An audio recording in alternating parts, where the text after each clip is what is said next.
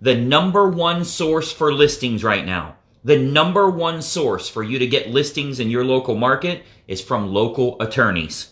Now, I know you're thinking, well, how would I get with them? How do I say the right things? How do I get those referrals? You got to remember, when people are going through life changes, that's when they're going through a housing need change. If they're getting married or they're getting divorced. If they have a baby or someone dies, right? A birth or a death.